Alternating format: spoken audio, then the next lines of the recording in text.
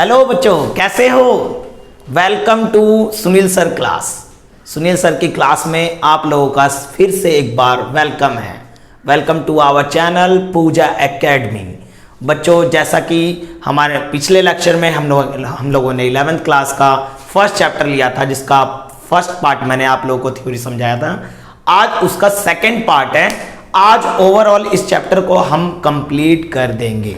Okay बच्चों, तो पूरे वीडियो में हम बिल्कुल सिंपल तरीके से थ्योरी को समझते हुए चले जाएंगे, नॉर्मल तरीके से। और बहुत ही अच्छा लग रहा है, आप लोग हमारे वीडियोस को सपोर्ट कर रहे हो, आप सब्सक्राइब कर रहे हो और आगे शेयर कर रहे हो। धीरे धीरे हम और भी अच्छे मेहनत करके आप लोगों के लिए अच्छे अच्छे वीडियोस लाएंगे, और आप लोगों का ऐसे ही सपोर्ट रहा तो एक दिन हम बहुत अच्छा करेंगे। ओके बच्चों, तो चलते हैं अपने लेक्चर के अंदर, जिसके अंदर हम समझते हैं कि हमने फर्स्ट चैप्टर में क्या क्या चीजें किया था और आज क्या क्या चीजें करने वाले हैं। ठीक है, तो आप लोगों को ध्यान होगा, फर्स्ट चैप्टर में मैंने आप लोगों को पहले वाले लेक्चर में क्लास 11 चैप्टर फर्स्ट में चैप्टर का नाम है इंट्रोडक्शन ऑफ अकाउंटिंग। ठीक है ना। तो इंट्रोडक्शन ऑफ अकाउंटिंग के अंदर हमने प्रीवियस लेक्चर के अंदर क्या क्या कवर कर लिया था, आप लोगों को ध्यान होगा। प्रीवियस लेक्चर में हम लोगों ने व्हाट इज अकाउंटिंग क्या है ये समझ लिया था। ठीक है, फिर कैरेक्टरिस्टिक्स समझ लिया था हमने कि क्या क्या चीजें उसकी विशेषता पाई जाती है, क्या क्या चीजें आती हैं उसके अंदर। फिर हमने यूजर्स पढ़े थे, फिर हमने पढ़ा था उसके ऑब्जेक्टिव्स। जो बच्चे पहली बार इस वीडियो को देख रहे हैं, हमारे फर्स्ट लेक्चर पे जाकर इन सब के बारे में एक बार फिर से आप लोग समझ सकते हो वहां पर जाकर। ठीक है, आज जिस टॉपिक पे हम बात करने वाले हैं, जिस पे हम लेकर बात करेंगे, वो टॉपिक, आज का टॉपिक ये है, और ये चैप्टर हमारा खत्म हो जाएगा बच्चों। ठीक है, तो आज का जो लेक्चर है उसमें हम पढ़ेंगे difference between book keeping and accounting, कि बुक कीपिंग और अकाउंटिंग के बीच में क्या डिफरेंस है। ठीक है, सेकंड हम पढ़ेंगे फंक्शंस, अकाउंटिंग के फंक्शंस क्या है। फंक्शंस माने कार्य, हम इसे पढ़ेंगे अकाउंटिंग क्या कार्य करता है। फिर हम पढ़ेंगे एडवांटेजेस, उसके फायदे। ठीक है, उसके बाद लिमिटेशन, उसकी सीमाएं, कहां पे अकाउंटिंग वर्क नहीं करती, कहां तक अकाउंटिंग वर्क करती है। फिर उसके बाद सिस्टम ऑफ अकाउंटिंग, अकाउंटिंग के अंदर कितने सिस्टम होते हैं, यानी अकाउंटिंग कितने सिस्टम से मेंटेन की जा सकती है। ठीक है बच्चों, तो आज के लेक्चर में हम ये कवर करेंगे, और बिल्कुल सिंपलेस्ट तरीके से, बिल्कुल दिमाग पे बोझ लेके नहीं करना, बिल्कुल ऐसे इजीली करेंगे, एंटरटेनमेंट के साथ खत्म करते हुए चले जाएंगे थ्योरी को। ठीक है बच्चों, तो मैं अब आप लोग को टॉपिक समझाता हूं। तो बच्चों, सबसे पहले हम समझते हैं difference between book keeping and accounting. हम अभी इसको बिल्कुल सिंपल तरीके से सोचते हैं। एक बात बताओ, हमने अकाउंटिंग की डेफिनेशन पढ़ी थी, क्या पढ़ी थी भाई, कि अकाउंटिंग क्या करता है कि जितने भी बिजनेस के ट्रांजैक्शन होते हैं उनका आइडेंटिफाई करता है, मेजर करता है, फिर उसकी रिकॉर्डिंग करता है, फिर क्लासिफाइंग करता है, फिर उसके बाद क्या करता है वो कि समराइज करता है, फिर इंटरप्रेटिंग करता है, फिर कम्युनिकेट करता है। अकाउंटिंग की डेफिनेशन हमने यही पढ़ी थी ना।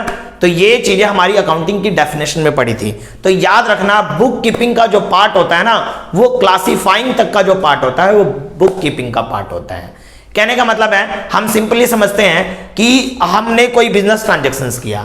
ठीक है, मैंने मान लो हमने कोई सामान खरीदा या किसी को सामान बेचा, किसी से पैसे मिले, तो किससे पैसा मिल रहा है लिख दिया, सामान बेचा किसको बेचा लिख दिया। ठीक है, तो रिकॉर्डिंग कर लिया मैंने ये चीज। तो रिकॉर्डिंग वाली जो चीजें होंगी सिंपल तरीके से, जिसको सामान बेचा, जिससे सामान खरीदा, रिकॉर्डिंग की, वो सारी चीजें हमने लिख दी। तो वो रिकॉर्डिंग वाला जो पार्ट होता है बच्चों, वो होता है बुक कीपिंग का पार्ट होता है। यानी हमने वहां पे कुछ स्पेशल दिमाग नहीं लगाया। हमने क्या सोचा कि भाई ठीक है, मैंने सामान बेचा ना फलाने को, लिख दिया। हमने फलाने से माल खरीदा ना, लिख दिया। हमने फलाने को पेमेंट की, लिख दिया। उससे पैसे आए, लिख दिया। समझ में आ रही बात, यानी रिकॉर्डिंग करने का। फिर हमने क्या किया, जिनसे सामान आया उनके लिए अकाउंट बना दिया कि अच्छा मोहन से सामान आया, मोहन का एक अलग अकाउंट बना दिया, कैश का एक अलग अकाउंट बना दिया, यानी अलग अलग भागों में उन चीजों को लिख लिया। सिर्फ लिखने तक का जो काम होता है ना, सिर्फ लिखने तक का काम जो होता है ना, वो बुक कीपिंग का पार्ट होता है। समझ में आ रही बात। अब उन लिखे हुए से रिजल्ट निकालना कि जो चीजें हमने लिखा था अब उससे मेरे बिजनेस के अंदर क्या असर पड़ रहा है, कितना मुझे उससे प्रॉफिट हो रहा है या कितना लॉस हो रहा है बिजनेस के अंदर, ये निकालना हमारा किसका काम होता है, अकाउंटिंग का काम होता है। यानी फिर उसको समराइज करना, इंटरप्रेट करना कि आगे क्या होने वाला है ना, और कम्युनिकेट करना यूजर्स के बीच में, ये सारा काम किसके अंदर आता है, अकाउंटिंग के अंदर आता है। तो सिंपल हमने समझ लिया कि भैया जो शुरुआती वाले जो काम होंगे ना, शुरुआत में जो जो चीज़ हमने लिखा होगा, अलग अलग भागों में बांटा होगा, ठीक है ना, वो सारा बुक कीपिंग का पार्ट है। और फिर उससे रिजल्ट जो निकाला जाएगा वो हमारा किसका पार्ट है, अकाउंटिंग का पार्ट है। बच्चों एक बात माइंड में फिट रखना, सुनील सर की क्लास में ना थ्योरी वही हो रहा था जो एग्जाम में आता है, ये याद रखना। नोट अच्छे से कर लेना, स्क्रीनशॉट ले लेना, अपने नोट्स अभी से बनाते हुए चले जाना। बाद में बोलोगे हाँ जी बिल्कुल सही बताया था सर ने कि आ रहा है एग्जाम में ये तो क्वेश्चन, ठीक है। तो आपको जरूर ध्यान रखना है जो मैं कह रहा हूं, जो समझा रहा हूं, आपको अच्छे तरीके से दिमाग के अंदर फिट कर लेना है ताकि एग्जाम में ना आप एकदम फटाफट लिख सको, ठीक है। तो नॉर्मली हमने सोच लिया, नॉर्मली हमने क्या सोचा, जो शुरुआत में जो चीजें जो भी ट्रांजैक्शन हमने किया ना उनको मेजर कर लिया, कितने का सामान आया लिख दिया, किसने का सामान बेचा लिख दिया, तो ये बुक कीपिंग का पार्ट है। लेकिन लिखने के बाद अब जो रिजल्ट निकालना होगा फिर उसको समराइज करेंगे कि कौन सी चीजें कहां जानी चाहिए, इनकम क्या हुआ, एक्सपेंस क्या हुआ, कितना प्रॉफिट निकल रहा है, कितना हमें बिजनेस से फायदा हो रहा है, ये सारा काम किसके अंदर आएगा, हमारे अंदर अकाउंटिंग के अंदर आ जाएगा। समझ में आ रही बात? तो ये चीज आपको ध्यान रखना है। तो हम चला पढ़ते हैं यहां से, देखो मैंने क्या क्या चीजें लिखवा है। बुक कीपिंग के अंदर क्या है, it is concerned with identifying financial transactions, measuring in money, recording and classifying. यानी कहने का मतलब है जितने भी फाइनेंशियल ट्रांजैक्शन होते हैं, पैसे के रूप में किए गए ट्रांजैक्शन, आपको पता है अकाउंटिंग का मतलब पैसा, पैसा है ना, पैसे से ही बात चलेगी हमारी, ठीक है ना, पैसे से ही बात चलेगी, ठीक है ना। तो जो पैसे वाले जो चीजें हैं उनको हमने मेजर किया, उनको लिखा, उनको अलग अलग अकाउंट में डाला, ठीक है। तो ये हमारा बुक कीपिंग का पार्ट हुआ। फिर अकाउंटिंग में क्या है, it is a concern with summarising, interpreting and communicating financial transactions. अब वो जो फाइनेंशियल ट्रांजैक्शंस किए थे उनके बारे में विश्लेषण करना, बताना, इंटरप्रेटिंग करना कि आगे क्या होगा बिजनेस के अंदर, कम्युनिकेट करना, ये हमारा अकाउंटिंग का पार्ट होता है, ठीक है। फर्स्ट पॉइंट क्लियर हो गया। फिर मैंने कहा जो भी काम हम शुरुआत में करते हैं, जैसे कोई बच्चे का एडमिशन जब करते हैं तो नर्सरी में करते हैं, प्राइमरी क्लासेस में करते हैं, उसके बाद में आगे कॉलेज में रिजल्ट लाता है या आगे 10th पढ़ता है, 12th पढ़ता है, कॉलेज में जाता है, तो एक प्राइमरी स्टेज होता है जो शुरुआती स्टेज होता है। तो बुक कीपिंग जो है वो हमारा शुरुआती स्टेज है, it is a primary stage. सबसे पहले बुक कीपिंग की जाती है, ठीक है। अच्छा, बुक कीपिंग, और उसके बाद क्या होता है, बुक कीपिंग के बाद ही आप सेकेंडरी स्टेज करोगे क्या, अकाउंटिंग। सोच के देखो, आपने उन ट्रांजेक्शन को लिखा होगा तभी तो आगे जाकर देखोगे कि कितना बिजनेस में प्रॉफिट या लॉस हुआ। आपने लिखा ही नहीं, आप बिजनेस कर रहे हो, आपने किसी चीज को लिखा ही नहीं, कहीं रिकॉर्ड किया ही नहीं, तो क्या बिजनेस के अंदर आप अकाउंटिंग कर पाओगे, क्या आप रिजल्ट निकाल पाओगे, नहीं निकाल पाओगे। यानी प्राइमरी स्टेज होता है बुक कीपिंग, क्योंकि सारी शुरुआत की जो एंट्री होगी ना सारी बुक कीपिंग के अंदर की जाती है, यानी सारे रिकॉर्ड बुक कीपिंग में हो रही है। लेकिन सेकंड ऑप्शन, सेकंड स्टेज क्या होगा, जो हमने लिखा ना उससे रिजल्ट निकालना, ये सेकंड स्टेज में आ जाएगा, यानी सेकेंडरी स्टेज होता है हमारा अकाउंटिंग का। क्लियर होगी बात? अब आते हैं third point, it maintain systematic record of financial transaction. Financial transaction का सिस्टमैटिक तरीके से लिखना, ठीक है। Accounting a certain net result of operation, जो आपने बिजनेस के अंदर काम किया है ना उसका नेट रिजल्ट क्या आया, आपके जेब में फायदे का कितना पैसा गया, कितना प्रॉफिट हुआ, आपका बिजनेस कितना एस्टेब्लिश हुआ, ये चीज अकाउंटिंग का काम होता है, ठीक है। फिर याद रखना अगला पॉइंट है, अच्छा जैसे मैंने जब रिकॉर्ड किया होगा तो कहां कहां रिकॉर्ड हुआ होगा, मैं आप लोगों को समझाने के लिए देता हूं। जनरल बुक में रिकॉर्ड किया होगा, सब्सिडरी बुक में रिकॉर्ड किया होगा हमने, ठीक है। जनरल बुक, सब्सिडरी बुक, फिर अकाउंट बनाए होंगे अलग अलग। और जब हम इसका रिजल्ट निकालते हैं तो कैसे निकालते हैं, trading profit and loss account बनाकर, trading profit and loss account बनाकर, और बैलेंस शीट देखते हैं कि अब बिजनेस की पोजीशन कहां पे पहुंची है, ठीक है। तो यहां तक का जो काम होता है वो हमारा बुक कीपिंग का काम होता है, ठीक है। मैंने अकाउंटिंग प्रोसेस बताया था वो इंट्रोडक्शन क्लास के अंदर, तो वहां पे मैंने आप लोगों को समझाया था कि general book, subsidiary book, account maintain करते हैं, कैसे मेंटेन करते हैं वो बताया था मैंने। तो ये जो शुरुआत वाली चीजें होती है वो बुक कीपिंग में आती है। फिर हम जब रिजल्ट निकालते हैं एंड ऑफ द ईयर, जब रिजल्ट निकालते हैं तो उन्हीं चीजों से हम देखते हैं कि कितना हमारे बिजनेस में प्रॉफिट या लॉस हुआ है। ठीक है, क्लियर हो गई बात। फिर याद रखना, it is performed by junior staff. एक बात बताओ, आपको सिंपल एंट्री सिर्फ ट्रांजैक्शन लिखनी है। कोई भी पढ़ा लिखा आदमी आप बता दोगे ना कि भाई पैसा आया, लिख दियो इस वाले कॉपी में, सामान गया होगा इस कॉपी में लिख दियो, सामान बेचा होगा इस कॉपी में लिख दियो, तो कोई भी पढ़ा लिखा व्यक्ति लिख देगा। क्या हाँ भाई मालिक ने कहा है कि इसमें लिखना है तो लिख देगा, माल बेचा है इसमें लिखना है लिख देगा, माल खरीदा है इसमें लिखना है लिख देगा। ठीक है, लेकिन वो रिजल्ट नहीं निकाल पाएगा। वो तो सिर्फ उनको पता है मालिक ने कह रखा है जो जो पैसा है लिखता रहियो, इसमें जहां जहां पैसा जाए लिखता रहियो, तो बंदा सिंपल लिखता रहेगा। तो जूनियर स्टाफ के द्वारा बुक कीपिंग हो जाती है, लेकिन ये सीनियर स्टाफ के द्वारा मेंटेन किया जाता है। सीनियर स्टाफ होता है जो बुक कीपिंग की गई है, अब उसका रिजल्ट निकालने का काम सीनियर स्टाफ का होता है। ठीक है, there is no need of special skills. याद रखना, बुक कीपिंग के लिए कोई स्पेशल स्किल्स की जरूरत नहीं है। ठीक है, लेकिन आपको अकाउंटिंग के लिए स्पेशल स्किल्स होना चाहिए। हर कोई अकाउंटेंट तो नहीं बन जाएगा ना। सिंपल बंदे को यदि बता दिया जाए बिजनेस की एंट्री करनी है कि आपको पैसा है तो इस वाले बुक में कर देना, कर देगा। आपका माल जाए इस वाले बुक में कर देना, कर देगा।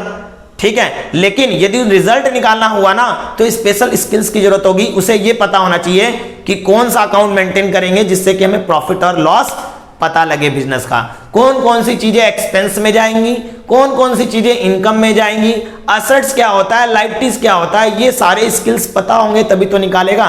तो इसका मतलब इसके अंदर स्पेशल स्किल्स चाहिए होता है, इसमें स्पेशल स्किल्स की जरूरत नहीं होती है। तो ये हमारा डिफरेंस था, difference between book keeping and accounting.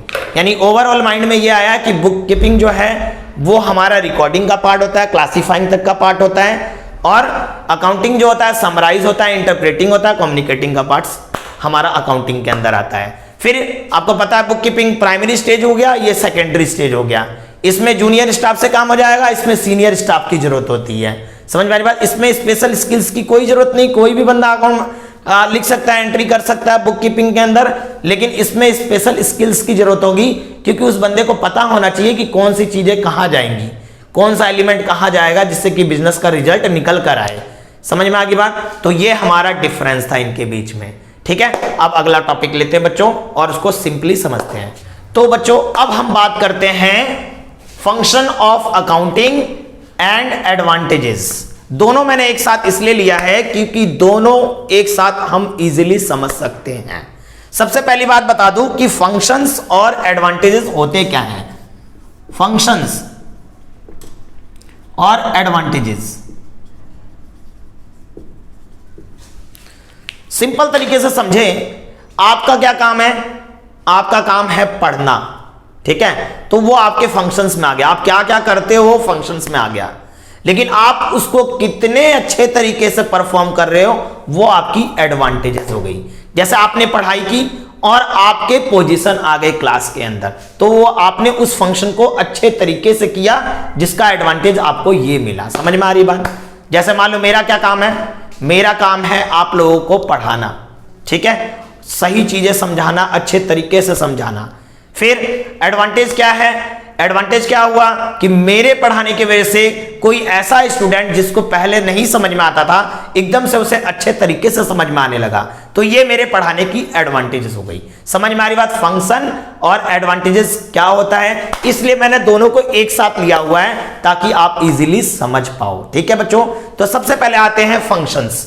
Accounting के क्या फंक्शंस होते हैं? ठीक है, मैंने सिंपल लैंग्वेज में लिखा हुआ है, आपको ज्यादा दिमाग को प्रश्न डालने की जरूरत ही नहीं है, बिल्कुल सिंपल तरीके से समझेंगे हम। To maintain account systematic. Accounting क्या काम करता है? अकाउंटिंग काम क्या करता है? सिस्टमैटिक तरीके से लिखता है, वही उसका काम है। फंक्शन मींस कार्य, तो क्या काम करता है भाई? अकाउंट को सिस्टमैटिक तरीके से लिखता है, ये फंक्शन हो गया। समझ में आ गई बात? फंक्शन मींस कार्य, क्या क्या करता है। ठीक है ना। टू प्रिपेयर फाइनेंशियल स्टेटमेंट, क्या करता है? फाइनेंशियल स्टेटमेंट बनाता है अकाउंटिंग। फाइनेंशियल स्टेटमेंट मींस क्या हुआ? एंड ऑफ द ईयर हमें रिजल्ट देखना होगा कि एक साल बाद हमारा बिजनेस किस पोजीशन पर पहुंचा है, तो फाइनेंशियल स्टेटमेंट प्रिपेयर किया जाएगा जिसमें क्या बनाई जाती है। जब हम एक चैप्टर पढ़ेंगे ना तब ज्यादा एक्सप्लेन करूंगा। Trading, profit and loss account और बैलेंस शीट, ये हमारा फाइनेंशियल स्टेटमेंट के अंदर आता है। तो ये चीजें किसके अंदर, ये कार्य किसका है बनाने का? अकाउंटिंग का काम है ये चीज बनाने का। ठीक है। तीसरे पॉइंट में आते हैं, टू असिस्टेंस ऑफ मैनेजर। भैया एक मैनेजर जो है ना, मैनेजर की सहायता करता है। ये बिना अकाउंटिंग के क्या किसी मैनेजर को पता लग पाएगा कि बिजनेस में क्या चल रहा है, ठीक है। तो इसका कार्य क्या है, मैनेजर को असिस्टेंस करना, सहायता करना, ठीक है। To communicate financial information to its user. भैया जो हमने अकाउंटिंग बनाई है ना, वो किसके लिए बनाई है, जो भी हमारे फाइनेंशियल स्टेटमेंट को, फाइनेंशियल इंफॉर्मेशन को जानना चाहते हैं, जो यूजर्स, मैंने पिछले लेक्चर्स में यूजर्स भी बताए थे, इंटरनल यूजर्स और एक्सटर्नल यूजर्स, जो हमारे बिजनेस में रहकर ही अकाउंटिंग इंफॉर्मेशन यूज करते हैं, जैसे ऑनर, एम्प्लॉई और मैनेजर, वो हमारे इंटरनल हो गए। आउटर कौन हो गए, क्रेडिटर्स, गवर्नमेंट, टैक्स अथॉरिटी, ये सारी चीजें मैंने पिछले लेक्चर में बताया, आप लोग पढ़ लेना। तो उन यूजर्स को इंफॉर्मेशन देने का काम भी किसका है, अकाउंटिंग का काम है। फिर टू मीट लीगल रिक्वायरमेंट। भैया कभी कोई लीगल रिक्वायरमेंट हुई, ठीक है, तो आपको वहां पे अपने बिजनेस की क्या पोजीशन है, वहां पे आप अकाउंटिंग के जरिए ही बता पाओगे। आप सोच के देखो, आपने अकाउंटिंग की नहीं है, आप बिजनेस चला रहे हो, सामान आ रहा है, कुछ नहीं भाई, कहीं भी लिखा उखा नहीं है कुछ भी। मान लो किसी ने क्लेम कर दिया कि भाई साहब मैं यहां से सामान लाया था और इतना महंगा सामान दिया था, लेकिन आपके पास कोई रिकॉर्डिंग नहीं है, ना वो क्लेम आगे जा पाएगी, यानी लीगल रिक्वायरमेंट पूरी नहीं हो पाएगी। आप पे ना कोई क्लेम हो पाएगा, ना आप किसी पर दावा कर पाओगे, समझ में आ रही बात। और लिखा हुआ रहेगा ना, तो आप किसी पे दावा भी कर सकते हो। जैसे मान लो आपने किसी कंपनी से आपने अपने फर्म के लिए सामान मंगाया, लेकिन वो मान लो आपने करोड़ों रुपए का या लाखों रुपए का या कितने भी रुपए का आपने सामान मंगाया, लेकिन वो डैमेज निकला, आपने उसकी एंट्री की नहीं थी, तो आपके पास कोई प्रूफ नहीं होगा दिखाने के लिए कि मैंने इसी कंपनी से सामान खरीदा था। समझ में आ रही बात, क्योंकि आपने एंट्री नहीं की हुई है, अकाउंटिंग की नहीं है, तो आप ऐसे जगह पर अपनी लीगल रिक्वायरमेंट पूरी नहीं कर पाओगे।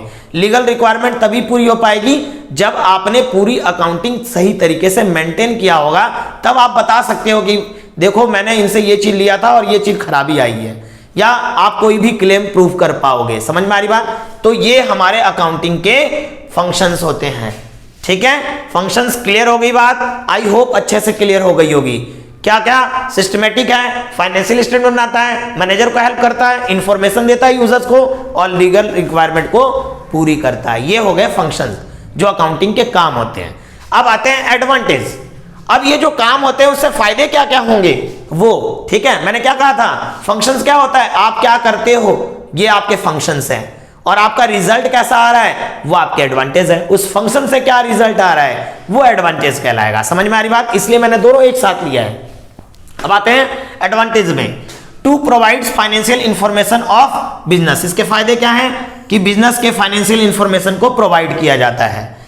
It helps the manager to manage the business. देखो ये मैनेजर की हेल्प करने का काम है ना, तो उससे क्या होगा कि मैनेजर अच्छे तरीके से बिजनेस को मैनेज कर पाएगा, वो उसकी एडवांटेज में आ गई, ठीक है। फिर आते हैं it is helpful in comparative studies. ये भी बहुत इंपॉर्टेंट चीज है। आप देखो दो फर्म एक जैसे बिजनेस कर रही है, एक जैसे ही नेचर के हैं, ठीक है, इसने भी अकाउंटिंग बनाई है, इसने भी अकाउंटिंग बनाई है, दोनों ने अकाउंट मेंटेन किया हुआ है, तभी तो दोनों के बीच में डिफरेंस निकाल पाओगे, है ना। दोनों के बीच में कंपेयर करना हो कि ये बढ़िया है या ये बढ़िया है, तो कैसे शक्ल देख के थोड़ी बताओगे, अच्छा ये अच्छा लग रहा है, सुंदर लग रहा है देखने में, हाँ इसका फर्म भी अच्छा होगा, ये थोड़ा अजीब सा लग रहा है, इसका फर्म अच्छा नहीं हुआ। नहीं, अकाउंटिंग इंफॉर्मेशन दोनों के बीच में कंपेरेबल स्टडी करने के लिए हेल्प करता है। तो ये एडवांटेज हो गया ना भाई, काम जो था उससे उसकी एडवांटेज निकल गई बाहर, तो कंपेरेटिव स्टडीज के लिए हेल्पफुल होता है, ठीक है। क्लियर हो गई बात। Facilitates statement of tax liabilities. भैया बिना अकाउंटिंग बनाए आप ये भी नहीं देख सकते हो कि आपके ऊपर कितने की टैक्स लायबिलिटीज बन रही है, तो इसलिए टैक्स आपके ऊपर, आपके इनकम पे कितना टैक्स चार्ज होगा ये तो अकाउंटिंग के बाद ही पता लगेगा ना, इसलिए ये facilitates statement of tax liabilities, ये मदद करता है ये देखने के लिए कि आपके ऊपर कितनी टैक्स लायबिलिटीज बनती है, ठीक है। Evidence in court. आप कोर्ट में एक एज अ एविडेंस अपने अकाउंटिंग को रख सकते हैं। जैसे मान लो वही वाली बात, किसी ने आप पे क्लेम कर रखा है और आपको उस चीज को प्रूव करना है, तो पता है कोर्ट में तो आप जब तक सबूत लेकर नहीं जाओगे तो उस चीज को कैसे प्रूव करोगे। कहते हैं कहावत है, लिखतन के आगे बख्तन नहीं चलती। आप मुंह से बोलते रहोगे नहीं नहीं जी मैंने ये किया था ये किया था, तो कोई नहीं मानेगा। यदि लिखा हुआ रहेगा ना, आप एज ए प्रूफ कोर्ट के अंदर दिखा सकते हो कि देखो जी ये सारा लिखित रूप में मेरे पास पड़ा हुआ है, समझ में आ रही बात या नहीं? तो ये चीज याद रखना कि ये एविडेंस इन कोर्ट में काम आता है। फैसिलिटेट्स लोन्स, याद रखना जब भी आपको लोन चाहिए होगा, सोचो आपको अपने बिजनेस को एस्टेब्लिश करना है, बड़ा करना है, ठीक है, और आपको मनी की जरूरत है, आप चाहते हो गवर्नमेंट लोन प्रोवाइड करिए, आप गवर्नमेंट से लोन लेना चाहते हो या कोई भी फाइनेंशियल इंस्टीट्यूशन है जहां से आप लोन लेना चाहते हो, तो क्या शकल लेके जाओगे, सर मुझे आप लोन दे दीजिए, क्या शकल देख के लोन मिल जाता है? नहीं भाई साहब, आपको क्या करना पड़ेगा, वहां पे आपकी अकाउंटिंग स्टेटमेंट, आपने पहले अकाउंट प्रिपेयर किया होगा, वो पूरी स्टेटमेंट आपको वहां पे जमा करनी होती है, बैंकिंग स्टेटमेंट दिखानी होती है, तब जाके आपको क्या मिलता है, वहां से लोन अप्रूव होता है। समझ में आ रही बात? तो बिना अकाउंटिंग किए तो आप पैसे भी नहीं ले सकते, लोन भी नहीं ले सकते, तो ये चीज होता है फैसिलिटेट लोन्स। तो इसकी विशेषता यही है कि जो काम था वो लोन भी मिलेगा आपको उससे, ठीक है। उसके फायदे क्या होंगे, लोन भी आपको मिलने के लिए जरूरत होगी अकाउंटिंग की, ठीक है। हेल्प इन डिसीजन मेकिंग, भैया आगे क्या करना है इसके लिए भी अकाउंटिंग ही हेल्प करता है हमारी। समझ में आ रही है बात? आई होप अच्छे से समझ में आ गई होगी बात, ठीक है बच्चों, ध्यान रखना। अब नेक्स्ट टॉपिक पे आते हैं, ठीक है। तो बच्चों ये टॉपिक बहुत ही इंपॉर्टेंट है, एग्जाम में आता ही आता है, ये है मेरा वाला स्टार, लिमिटेशन ऑफ अकाउंटिंग, ठीक है। ये एग्जाम में बच्चों हर बार पूछ ही लेते हैं, ठीक है। तो ध्यान रखना, लिमिटेशन ऑफ अकाउंटिंग मींस क्या हुआ, सबसे पहले ये समझते हैं कि अकाउंटिंग कहां पर काम नहीं करती, यानी कहां, मतलब कहने का मतलब है कि उसके डीमेरिट्स क्या है, मतलब कहां पे अकाउंटिंग यूज नहीं हो पाता, अकाउंटिंग के अंदर क्या क्या खामियां हैं, ये चीज समझ में आ रही बात। तो हम लिमिटेशन पढ़ते हैं। सबसे पहली लिमिटेशन ये होती है कि ये सिर्फ ना फाइनेंशियल ट्रांजैक्शन को देखता है, जो चीजें पैसे के रूप में की गई है ना सिर्फ उसको ही देखता है, जो पैसे के रूप में नहीं हुई है ना उसको तो इग्नोर कर दिया जाता है। आपको पता है अकाउंटिंग जो मॉनेटरी फॉर्म में होती है वही ली जाती है, तो पहला लिमिटेशन यही है, ठीक है। तो पहला लिमिटेशन देखो लिखा हुआ है, it takes only those transactions which are related to finance, ये सिर्फ उन्हीं ट्रांजैक्शंस को लेता है जो कि किससे, पैसे से रिलेटेड होता है, पैसे से रिलेटेड होता है जो, उसी को लेता है, बस ये ध्यान रखना। फिर it is not fully exact, ये फुल्ली एग्जैक्ट नहीं होता, हम अकाउंटिंग को ये नहीं कह सकते कि यही फुल एंड फाइनल रिजल्ट यही दे रहा है, समझ में आ रही बात? नहीं, समझ में आ रही बात? हम ये नहीं सोच सकते कि फुल एंड फाइनल रिजल्ट यही है, क्योंकि हो सकता है उसको कहीं ना कहीं मैनिपुलेट किया गया हो सकता है कहीं कुछ आइटम्स ऐसे लिए गए हो जिससे कि हम बेटर पोजीशन दिखा पाए, समझ में आ रही बात? तो हम फुल्ली एग्जैक्ट हम इसको नहीं कह सकते। It takes some unrealistic transactions, ये कुछ अनरियलिस्टिक ट्रांजैक्शंस भी लेता है, जैसे क्या अनरियलिस्टिक ट्रांजैक्शंस क्या हुए, पहले हम समझते हैं सिंपल तरीके से। हम अकाउंटिंग के अंदर उन चीजों की भी लेते हैं जो इन फ्यूचर होने वाला लॉस है, जैसे मान लो मुझे मार्केट से अपने डेटर्स से, डेटर्स मींस होता है जिनको हमने माल बेचा था उधार में, उनसे हमें पैसे लेने हैं, तो मैंने एज्यूम किया कि भाई मैंने 50,000 का माल मार्केट में बेच रखा ना, हो सकता है कि 5,000 रुपए मुझे मार्केट से ना मिले, ये मैं पहले से सोच रहा हूं, मिल जाए तो अलग बात है, लेकिन मैं पहले से सोच के चल रहा हूं, मार्केट की पोजीशन देख के चल रहा हूं, बंदे की पोजीशन देख के चल रहा हूं, हो सकता है वो बंदा मुझे पैसे ना दे, तो मैं ये पहले से एज्यूम कर रहा हूं कि भैया मेरा जो डेटर्स है ना जिससे मुझे पैसे लेना है वो हो सकता है उसमें से मुझे 5,000 रुपए ना मिले, तो ये मैंने पहले से एज्यूम किया हुआ है, यानी प्रोविजंस, इसको बोलते हैं provisions on debtors. Debtors mean होता है देनदार यानी जो हमें पैसा देगा, तो मैंने एज्यूम किया कि भैया हो सकता है इतना पैसा मुझे मार्केट से ना मिले, तो उसकी भी एंट्री हम करते हैं अकाउंटिंग के अंदर, यानी प्रोविजंस की एंट्री करते हैं। इसी तरह प्रोविजन ऑन क्रेडिटर्स मींस कौन हुए, लेनदार, जिससे जो पैसा हमसे लेगा, लेनदार का मतलब जो लेगा हमसे पैसा लेगा, समझ में आई बात? देनदार का मतलब जो हमें पैसा देगा, ठीक है। क्रेडिटर्स क्या होते हैं, जिनको हमने क्या कर रखा है, जिनसे हमने उधार में माल खरीदा हुआ है, जिससे हमने बिजनेस के अंदर माल उधार में खरीदा हुआ, वो क्रेडिटर्स है, क्योंकि हमें उन्हें पैसे देने पड़ेंगे बाद में। इसी तरीके से देनदार जिनको हमने उधार में माल बेचा हुआ है, जिनसे हमें पैसे मिलेंगे। समझ में आ रही बात? तो हम ये चीज पहले से एज्यूम करते हैं अकाउंटिंग के अंदर। तो ये अनरियलिस्टिक ट्रांजैक्शन है। इसी तरीके से डेप्रिसिएशन, जब मैं चैप्टर कराऊंगा तो ज्यादा समझाऊंगा, अभी सिर्फ इतना समझ लो। Depreciation on assets, fix assets, किसी फिक्स असेट्स पे लगने वाला डेप्रिसिएशन। फिक्स असेट्स क्या हुआ? जैसे कोई बिल्डिंग है, कोई फर्नीचर है। एक बात बताओ, आप अपने फर्म के लिए कोई फर्नीचर 10,000 रुपए की लेकर आए थे शुरुआत में। आप जैसे जैसे उस फर्नीचर का यूज करोगे ना, उसकी वैल्यू क्या होती जाएगी? डिक्रीज होती जाएगी, कंटिन्यूअस डिक्रीज होती है। आप एक नई बाइक खरीद के लाते हो, अब बाइक चला के आ रहे थे, कहीं पे एक्सीडेंट कर दिया रास्ते में ही, ठीक है, तो क्या आपको पूरी वैल्यू मिलेगी? नहीं मिलेगी, उसकी वैल्यू क्या हो गई? डिक्रीज हो गई। फिक्स असेट्स की वैल्यू जैसे ही आप यूज करते हो ना, वैसे ही क्या हो जाती है? उसकी डिक्रीज आती है। ठीक है, तो ये चैप्टर हम पढ़ेंगे तब ज्यादा एक्सप्लेन करेंगे। तो ये चीजें हम एज्यूम करते हैं कि इतनी वैल्यू गिरी होगी, क्योंकि वैल्यू दिखती नहीं है। हम जैसे बाइक है, हमने 1 लाख रुपए की बाइक खरीदी है, अब क्या उसकी वैल्यू, आप चला भी रहे हो तो क्या इसकी वैल्यू 1 लाख रुपए मिल जाएगी? नहीं, हम एज्यूम करते हैं यार शायद ना मैंने इतना यूज कर ही लिया है इसका। ठीक है, तो ऐसी अनरियलिस्टिक ट्रांजेक्शन होते हैं। ठीक है, तो इसकी लिमिटेशन है ये। It ignores price level changes, it ignores price level changes, ये हमेशा क्या करता है? प्राइस लेवल चेंजेस को इग्नोर करता है। कहने का मतलब है, आपने अकाउंटिंग प्रिपेयर की, पूरे साल प्रिपेयर की, आप अकाउंटिंग लिखते चले गए, लेकिन क्या हर महीने क्या किसी प्रोडक्ट की वैल्यू सेम रही होगी? नहीं, प्रोडक्ट की वैल्यू कई बार बढ़ी होगी, घटी होगी, लेकिन आपने तो ट्रांजैक्शन उस समय कर दिया था, तो आपने उसी प्राइस लेवल पे लिखा था ना। आज उसकी प्राइस कुछ और है मार्केट में, उस प्राइस के बारे में तो आपने नहीं सोचा लिखते समय, पिछले प्राइस पे चल रहा था। तो प्राइस लेवल चेंजेस को क्या कर देता है? अकाउंटिंग इग्नोर करता है। जब आप नेक्स्ट बार अकाउंटिंग करोगे ना, तब आप जो नेट मार्केट वैल्यू चल रही होगी उससे देखोगे, पिछला जो आपका चल रहा था वो उसी वैल्यू पे चल रहा था। ठीक है, आगे चलते हैं। इट इग्नोर्स क्वालिटी फैक्टर, बहुत ही इंपॉर्टेंट बात है। It ignores quality factor, quality factor को ये देखता ही नहीं है।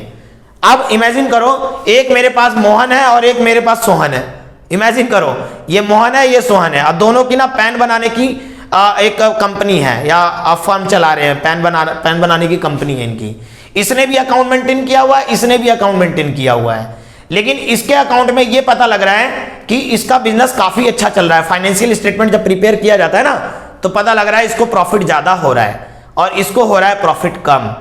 ठीक है, फिर हम यही बोलेंगे, अरे यार इसका बिजनेस बढ़िया चल रहा है, लेकिन हम एक चीज इग्नोर कर रहे हैं। हो सकता है ये घटिया पेन बनाता हो, हमने तो ये चीज नहीं देखा, हमने तो सिर्फ अकाउंटिंग स्टेटमेंट देखा, ओ बहुत अच्छा है, लेकिन हो सकता है इसके पेन की क्वालिटी उतनी अच्छी ना हो जितने की इसके पेन की क्वालिटी हो। समझ में आ रही है बात? तो ये कभी भी ये क्या करता है? क्वालिटी फैक्टर को क्या कर देता है भाई? इग्नोर कर देता है, देखता ही नहीं है। अरे भाई अकाउंटिंग में तो आप एंट्री कर रहे होते ना, अच्छा 500 का माला लिख दिया, ये थोड़ी देखते अच्छा पेन कैसा है, ओ ऐसा नहीं, ऐसा नहीं होता ना, सिर्फ अमाउंट ले रहे होते। तो ये क्वालिटी फैक्टर को क्या कर देता है? इग्नोर कर देता है। It leads to window dressing, ये विंडो ड्रेसिंग को लीड करता है। विंडो ड्रेसिंग माने होता है बढ़ा चढ़ा के लिखना। ठीक है, बढ़ा चढ़ा के चीजों को बताना। कोई भी अपने बिजनेस को क्या घटिया बताएगा? एक बात बताओ, जब भी उसे मार्केट में दिखाना होगा अपने बिजनेस को, तो वो चाहेगा कि कुछ चीजें एलिमेंट ऐसा डाले जिससे कि नए इन्वेस्टर्स देखे कि हाँ भाई इसका बिजनेस अच्छा चल रहा है। तो इसके अंदर manipulate the accounts to show better position than what it is actually, यानी जो वो एक्चुअल होता है ना, उसमें कुछ मैनिपुलेट भी किया जाता है, यानी विंडो ड्रेसिंग की जाती है। एक कहावत है, हनुमान की पूंछ में लगन न पाई आग, लंगा सिगरी जल गई, गए निशाचर भाग, है ना। यानी हनुमान जी की पूंछ में आग भी नहीं लगी थी जब तक क्या हो गया? लंका पूरी जल गई थी। ये अतिशयोक्ति अलंकार हिंदी में इस तरह से बोलते हैं कि बढ़ा चढ़ा कर बताना। इसी तरीके से अकाउंट के अंदर भी क्या होती है? Window dressing. अपने बिजनेस को बेटर पोजीशन दिखाने के लिए कुछ चीजें मैनिपुलेट कर भी सकते हैं। मैं ये नहीं कह रहा हूं हर कोई करता होगा, लेकिन करते हैं। ठीक है, तो ये इसकी लिमिटेशन है। तो लिमिटेशन में हमने ये चीजें पढ़ी। आई होप आप लोगों को अच्छे से समझ में आ गई होगी बात। समझ में आ रही बात? तो याद रखना, ये क्या क्या चीज बताया मैंने कि सबसे पहली लिमिटेशन क्या है कि ये सिर्फ क्या करता है? फाइनेंस से रिलेटेड चीजों को लेता है। दूसरी चीज, ये फुल्ली एग्जैक्ट नहीं होता। फिर क्या बताया? अनरियलिस्टिक ट्रांजैक्शंस किए जाते हैं, यानी कुछ चीजें हम एज्यूम करके चलते हैं कि ये चीज हो सकता है, तो इसलिए इसकी लिमिटेशन है। It ignores price level changes. Price level change होते हैं होने पर इस पर कोई असर नहीं होता, अकाउंटिंग पिछली चल रही होती है। फिर ignore quality factor, quality factor को इग्नोर करा था। मोहन सोहन दोनों देखा था हमने कि मोहन का अच्छा दिख रहा था, हमें लगा मोहन अच्छा कर रहा है, लेकिन हो सकता है उसकी क्वालिटी पेन की घटिया हो, ठीक है। फिर इन विंडो ड्रेसिंग, मैंने बढ़ा चढ़ाकर अकाउंटिंग दिखाना, मैनिपुलेट करना, अपने पोजीशन को जो एक्चुअली पोजीशन है बिजनेस की वो ना दिखाकर अच्छी पोजीशन दिखाने की कोशिश करना, ये हमारी अकाउंटिंग की लिमिटेशन है। बच्चों याद रखना, सुनील सर बोल रहे हैं ना लिमिटेशन आएगी तो आएगी, याद रखना, नोट कर लेना, स्क्रीनशॉट ले लेना, जो भी पढ़ा रहा हूं स्क्रीनशॉट लेकर कॉपी में लिख लेना, ठीक है। और आएगा ही आएगा, ध्यान रखना, पढ़ना जरूर बच्चों, पढ़ना पड़ेगा, समझना पड़ेगा, ठीक है। हमारा काम है आप लोगों को बताना, अच्छे तरीके से कोशिश करना कि आप लोगों को अच्छे से समझ में आए, लेकिन आपका काम बनता है कि उसको अच्छे तरीके से नोट करना, समझना, बढ़िया से पढ़ना, है ना बच्चों। चलो अब एक लास्ट टॉपिक है आज की वीडियो के लिए, वो लेता हूं। तो बच्चों इस चैप्टर का लास्ट टॉपिक है, इसको भी हम समझ लेते हैं बहुत ही सिंपलेस्ट वे में, ठीक है। सिस्टम ऑफ अकाउंटिंग, अकाउंटिंग के कितने सिस्टम है, कितने तरीके से अकाउंटिंग मेंटेन की जाती है। तो बच्चों हमारे सिस्टम अकाउंटिंग में दो सिस्टम है, एक होता है सिंगल एंट्री सिस्टम, दूसरा होता है डबल एंट्री सिस्टम। ये देखो मैंने यहां लिखा हुआ है double entry system and single entry system, ठीक है। सिंगल एंट्री सिस्टम का एक चैप्टर भी आएगा, उसमें हम पूरा पढ़ लेंगे कि सिंगल एंट्री सिस्टम में कैसे कैसे हम करते हैं, ठीक है। अभी फिलहाल इनके बीच में हम डिफरेंस समझ लेते हैं। सबसे पहली बात माइंड में फिट कर लो कि जो डबल एंट्री सिस्टम होता है हम वही पढ़ रहे होते हैं, सारा सिस्टमेटिकल तरीका जो होता है ना वो डबल एंट्री सिस्टम के अंदर ही होता है।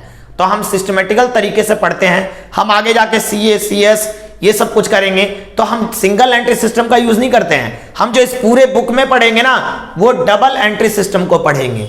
डबल एंट्री सिस्टम क्या कहता है कि अकाउंट के दो एस्पेक्ट होते हैं, there are two aspect of accounting.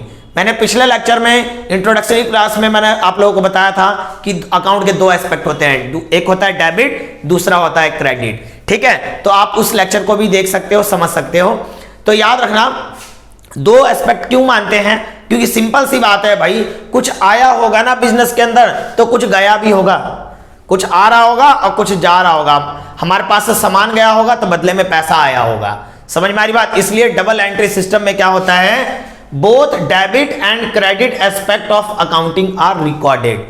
दोनों ही डेबिट और क्रेडिट दोनों ही एस्पेक्ट लिए जाते हैं अकाउंटिंग के, ठीक है। फिर आते हैं सिंगल एंट्री सिस्टम में, ठीक उल्टा, debit and credit aspect of accounting are not recorded. इसके अंदर डेबिट क्रेडिट नहीं होता, ठीक है। इसके अंदर हम डेबिट क्रेडिट के बारे में सोचते हैं, दोनों रिकॉर्ड नहीं किए जाते इसमें, सिंगल सिंगल इनकम्प्लीट रिकॉर्ड भी माना जाता है इनको, समझ में आ रही बात। फिर याद रखना मेंटेन कंप्लीट रिकॉर्ड। सोच के देखो, मेरे पास से सामान गया, मैंने सामान वाले में भी एंट्री कर दिया और पैसा आया पैसे वाले में भी एंट्री कर दिया, तो दो जगह एंट्री हो गई ना, तो हमारी गलती होने की संभावना कम हो गई, हम क्रॉस चेक भी कर पाएंगे। डबल एंट्री सिस्टम में एक फायदा और क्या होता है, हम इसके अंदर क्रॉस चेक भी कर सकते हैं, बाद में हमें चेक करना हो तो हम क्रॉस चेक कर सकते हैं, लेकिन इसमें क्रॉस चेक नहीं हो पाता, not possible of cross check हम नहीं कर पाएंगे। दोबारा से यदि हमें चेक करना हो उस ट्रांजेक्शन को तो हम देख नहीं पाएंगे कि यहां पे एंट्री हुई है तो दूसरे एस्पेक्ट में हुई है कि नहीं हुई है, तो ये क्रॉस चेक हो जाता है, इसमें क्रॉस चेक नहीं होता। तो ये कंप्लीट रिकॉर्ड माना जाता है और ये इनकम्प्लीट रिकॉर्ड माना जाता है। हम इसको कंप्लीट नहीं बोल सकते हैं क्योंकि दोनों पहलू देखा ही नहीं इसने, सिर्फ एक ही पहलू देख रहा है, आ रहा है तो लिख दिया, किससे आ रहा है उसके बारे में लिख दिया, ठीक है। क्या आने वाला है इसके बारे में सोचा ही नहीं, एक्यूरेल के बारे में सोचता ही नहीं है। एक्यूरेल मैंने आगे क्या होने वाला है, आगे कितना आएगा, हम कितना देंगे, कितना पे करना है, कितना आने वाला है, वो एक्यूरेल हो गया। तो ये सिर्फ वो देखता है जो कि आ रहा होता है, ठीक है। इट इज सिस्टमैटिक फंक्शन, ये एक सिस्टमैटिक फंक्शन है, ये सिस्टमैटिक फंक्शन नहीं है, ठीक है। All accounts are maintain, that is cash basis and accrual basis. इसके अंदर सारे अकाउंट बनाए जाते हैं, कैश बेसिस वाले भी, एक्यूरेल बेसिस वाले भी, ठीक है। और पर्सनल अकाउंट भी बनता है इसके अंदर, पर्सनल अकाउंट भी बनाए जाते हैं, समझ में आ रही बात। Personal account, cash account, accrual basis वाले अकाउंट, सारे अकाउंट इसके अंदर प्रिपेयर किए जाते हैं। लेकिन इसके अंदर क्या होता है, सिर्फ कैश बुक बनाता है और पर्सनल अकाउंट बनाता है, ये सिर्फ दो ही प्रकार के बुक को मेंटेन करके चल रहा होता है, समझ में आ रही बात। आगे चलते हैं। Possible to find accurate profit और लॉस। याद रखना, डबल एंट्री सिस्टम के अंदर हम निकाल सकते हैं कि बिजनेस के अंदर हमें कितना प्रॉफिट या लॉस हुआ है, लेकिन सिंगल एंट्री सिस्टम में पॉसिबल नहीं होता। हम निकाल तो लेते हैं लेकिन वह एक्यूरेट बोले वो नहीं हो सकता। हम ये नहीं बोल सकते कि बिल्कुल एक्यूरेट है, क्योंकि सारी ट्रांजैक्शन ली ही नहीं गई, सारे एस्पेक्ट लिए ही नहीं गए। तो सिंगल एंट्री सिस्टम जो है वो हमारे लिए इनकम्प्लीट रिकॉर्ड है, वो सही रिजल्ट नहीं देता, क्रॉस चेक नहीं कर पाते, वो डबल एंट्री एस्पेक्ट पे काम करता ही नहीं, क्रॉस दो जगह एंट्री गई नहीं होती है, ठीक है, तो इनकम्प्लीट माना जाता है। और ये हमारा कंप्लीट भी है, सही तरीके से भी लिखते हैं, प्रॉफिट एंड लॉस भी निकाल सकते हैं। तो हम जो पढ़ते हैं बच्चों, वो कौन सा वाला पढ़ते हैं?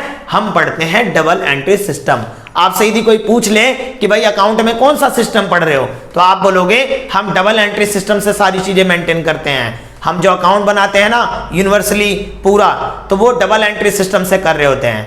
अब एक एग्जांपल भी लेते हैं कि बिजनेस है, मान लो एक छोटा मोटा दुकानदार है, आपके परचून का दुकान वाला है, वो देखते हो क्या करता है, सामान बेचता है, पैसा आ गया लिख दिया, कोई उधार में ले गया उसके नाम से कॉपी में लिख देता है, तो सिंगल एंट्री सिस्टम से काम कर रहा है, ठीक है। वो कॉपी उसकी खो गई ना तो भूल जाएगा सब कुछ, क्रॉस चेक भी नहीं कर पाएगा कि कहां पे लिखा था उसने, समझ में आ रही बात। तो सिंगल एंट्री सिस्टम से हमारे आसपास जो है बहुत सारे ऐसे छोटे दुकानदार जो हैं वो किस एंट्री से काम कर रहे हैं, सिंगल एंट्री से। वो कॉपी गई पता ही नहीं लगेगा किससे उधार लिया क्या किया। लेकिन डबल एंट्री सिस्टम में क्या होता है, सबके बारे में अलग अलग बना होता है। पैसा आया तो पैसे वाले में भी लिख दिया, किससे आया तो उस वाले अकाउंट में लिख दिया। समझ में आ रही है बात? आप लोगों को बिल्कुल समझ में आ रहा होगा कि दोनों के बीच में क्या डिफरेंस है। तो बच्चों आज ये लेक्चर हमारा फर्स्ट चैप्टर का कंप्लीट हो गया है। आई होप आप लोगों को बहुत अच्छे से समझ में आया होगा, और मेरी पूरी कोशिश रहेगी कि थ्योरी के जो चैप्टर है ना उसको बिल्कुल इजी तरीके से हम समझ लें, और बहुत अच्छे से नोट भी करते रहना बच्चों। और हम आगे अपनी क्लास को नेक्स्ट वीडियो में नया चैप्टर लेकर आऊंगा मैं आप लोगों के लिए। बहुत ही इंटरेस्टिंग सब्जेक्ट चैप्टर होगा। और यदि इस चैप्टर में आप लोगों को लगता है कि सर मेरे को ये वाला पॉइंट बता दो, तो आप कमेंट बॉक्स पे लिख सकते हो कि सर ये वाला टॉपिक एक बार फिर से बता दो, तो मैं वो टॉपिक फिर से आप लोगों को समझा दूंगा कि हाँ जी इसमें ये चीजें होती है। या कोई ऐसी चीज आपको लगे कि सर इसका ये मुझे समझ में नहीं आया कि ये क्या लिखा हुआ था, क्या बताया था आपने, तो वो भी मैं आप लोगों को समझा दूंगा। ओके बच्चों, ठीक है बच्चों, मिलते हैं हम नेक्स्ट वीडियो में। और कमेंट करना कैसा लगा, कैसी लग रही है हमारी स्टडी, कैसा लग रहा है लेक्चर। हाँ एक चीज और, अब हमारी वीडियो ट्रेंडिंग में आ रही है। आप यदि हैशटैग सुनील सर की क्लास लिखते हो ना यूट्यूब पे, तो शायद 4th या 5th नंबर, मतलब 15 के अंदर ही हमारी वीडियोस आ रही है। तो यूट्यूब हमें आगे हमारी वीडियो को ट्रेंड कर रहा है। आप जाकर हैशटैग सुनील सर की क्लास लिखते हैं तो जितने मैंने अभी तक लेक्चर दिए हैं वो लेक्चर आपको दिख जाएंगे।